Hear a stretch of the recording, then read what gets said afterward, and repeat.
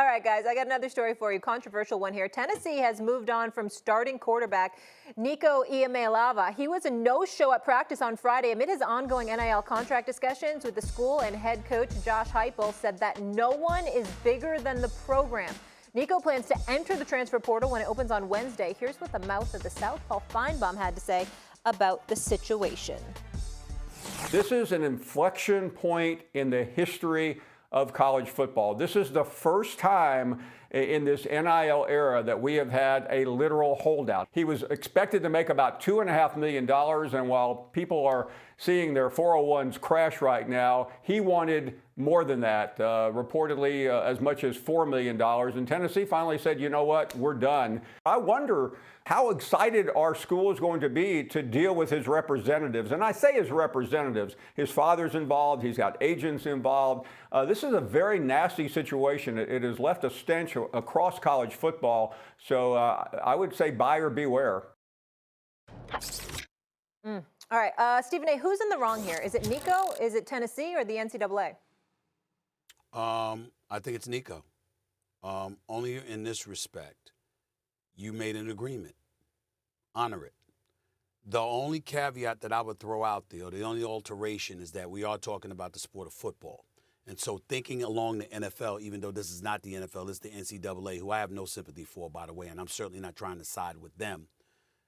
I do understand that in the sport of football, professionally speaking, they have the right to come to you to have your contract restructured, to ask you to take a pay cut and things of that nature in professional football. So because that's the sport that we're looking at, even though this is on a lower level because it's the NCAA, it's college football instead of the NFL, you know, there is sympathy in that regard.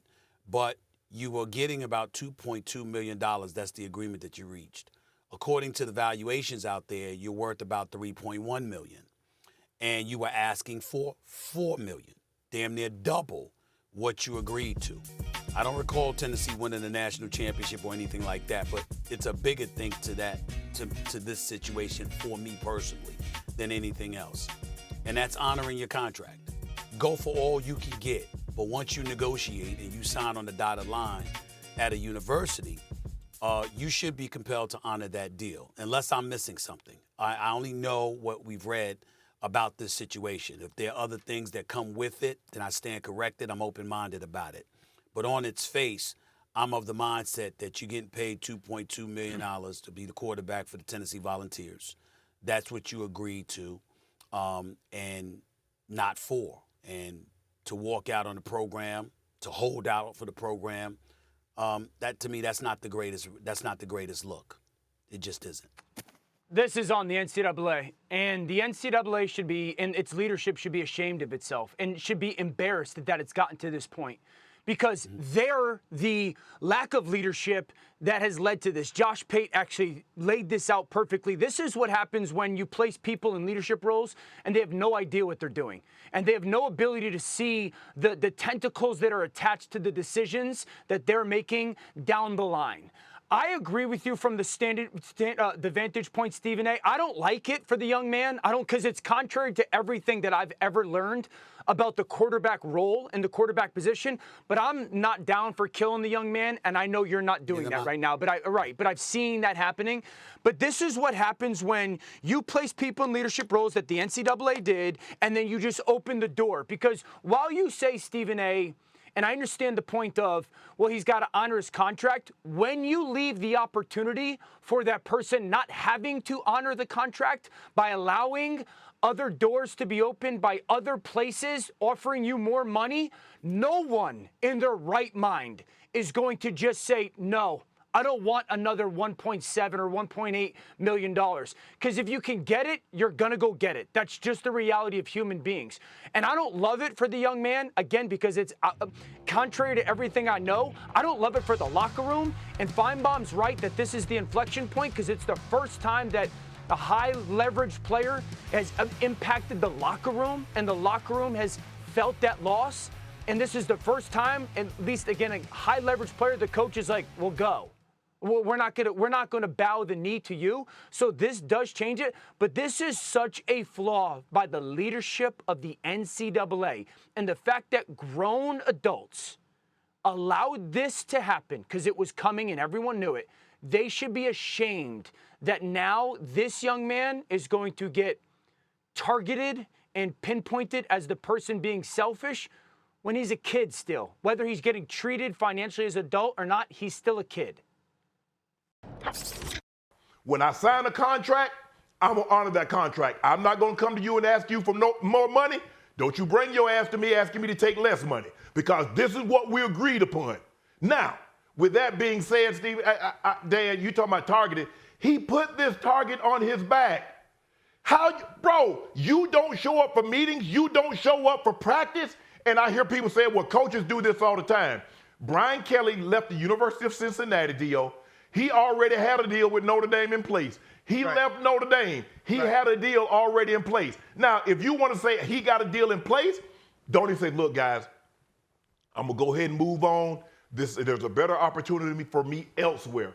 But to do it like he did it, this is what I disagree with. Hey, get all the money you can, but don't nod yes and me no. Hold on, Shannon. So we can't live in a world where we say your value is what you think it is. Your value is, and everyone says it, everybody says it, well, what someone's willing to pay you. That's what your value is. So Correct. I would be shocked. He wasn't valuable to Tennessee.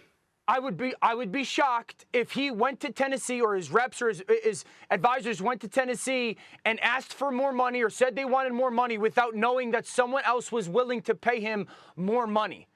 That's not happening. So we can't live in the world where NFL quarterbacks and we sit there and go, well, should they pay this guy or not? And it doesn't. And people say, well, it doesn't matter because someone else is willing to do it. Second of all, and another part of this is, who are we allowing to represent these kids?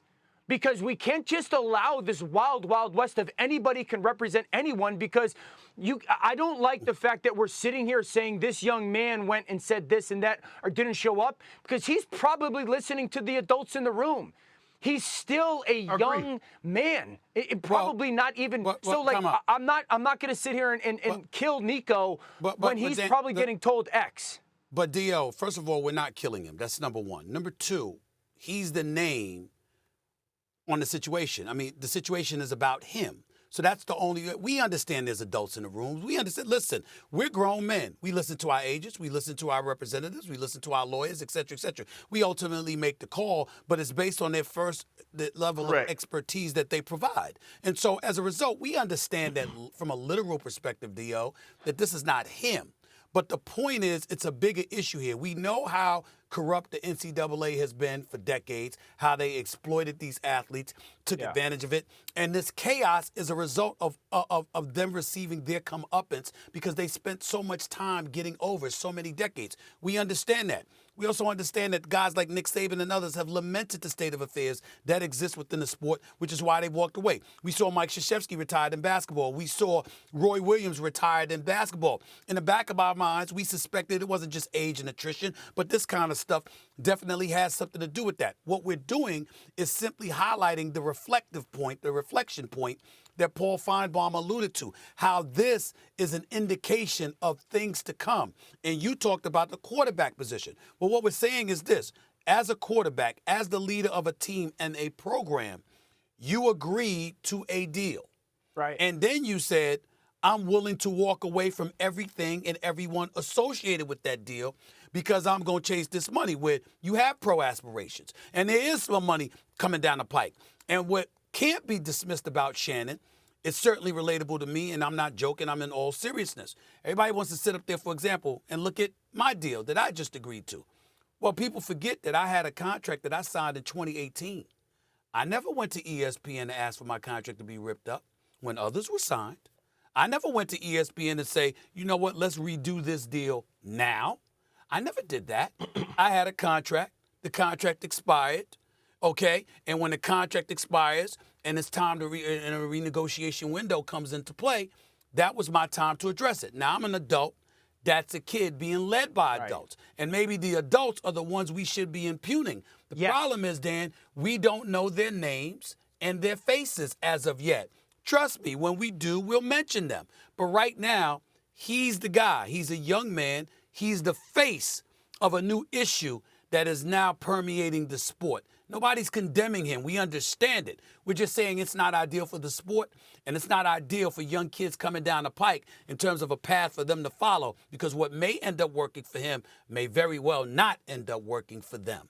That's what we're saying.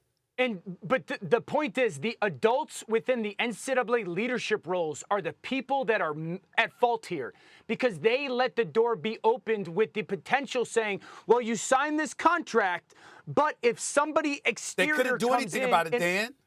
Then they have to fight. They were getting sued out of the wazoo. Everybody was coming down the pike. Congress is about to get involved. They've been getting away with too much. So again, trust me, they don't want it. I'm just saying they don't want this. Listen, the state attorney general in Tennessee. Hold on. The state attorney general in Tennessee sued the NCAA because the NCAA was having a problem with their pursuit of Nico to begin with. So again, it's a legal issue, and that might be the reason why it ended up falling to this level, because folks are fighting. They got their perspective. Tennessee and its alumni group and whoever else were involved, right, they had their folks. So that's how it happens. But it's happened because of the lack of leadership. That's my point. And again, I don't like it for the young man. I don't know if he's getting the best advice, and I don't know who's giving that advice. I don't like it for the team, because now the team in the middle of April has got to figure out who their starting quarterback's going to be for a national championship contending program. And I believe by the rules, he can't go within conference, and they can't go within conference to go find a new quarterback. And so there's a lot of it that I don't like when it comes to the team element of it and the leadership from the quarterback role element of it. But this is at the fault of the leadership of the NCAA, the adults of the NCAA. Shannon, I'll hand it to you by saying this real quickly. Clearly, there is a need for collective bargaining negotiations. You need universal rules, not each state having its own rules. The real problem in all of this, Dan, is that there is no collective bargaining agreement, and that is what's going to have to be addressed in order for symmetry to enter the fold.